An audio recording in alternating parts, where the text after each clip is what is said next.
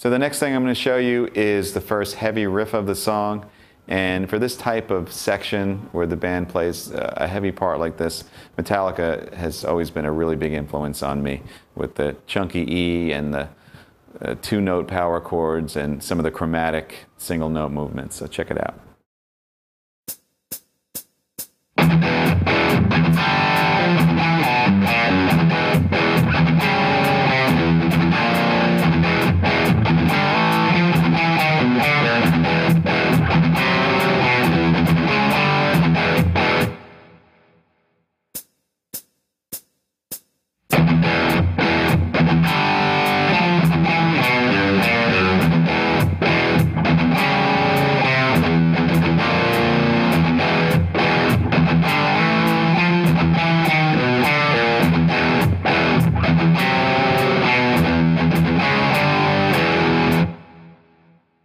So there's two things about a riff like this. First of all, the crafting of the riff and the syncopation is really important, and I spend a lot of time with all the different variations of 16th notes and 8th notes and upbeats and things like that to keep it interesting and new and fresh and have like a really strong groove and a lot of power to it.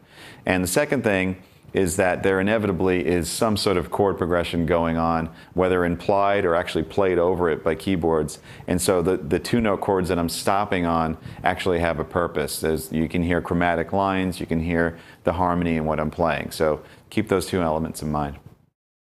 The first part of the riff starts on the typical low E power chord. And the key to all this type of stuff is the combination of when you actually mute the notes and then when you let the chord ring. Because this whole thing could sound like that or it could sound... But the way I'm doing it, it's a combination, and depending on how you do it, actually shapes the sound of the riff. And part of that's not only the right hand, but it's the left hand and how you mute the strings that are ringing like the E. In fact, your hand actually hitting the E is part of the sound of the riff. And as far as the two-note chords, it's another decision type of thing. For example, the first one, I'm really just hitting a G. Now, I could have played that here, I could have played the root G, or just a note. But I chose the open D and G.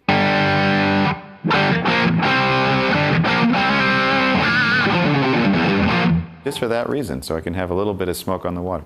Now, it just has a really cool, open, big ringing sound to it. So, and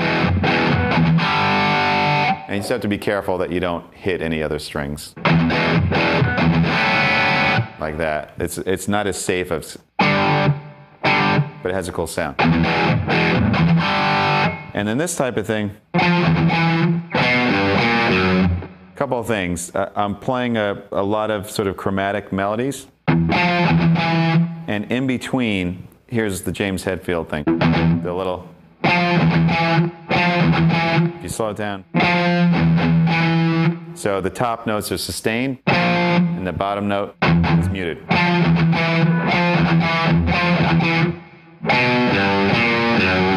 When I get down here, I'm really playing a G to an F sharp. So if you look at the harmony,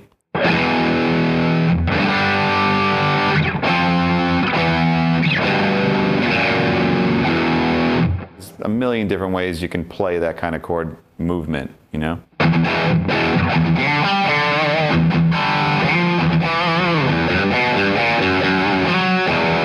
But I chose this particular arrangement of syncopation.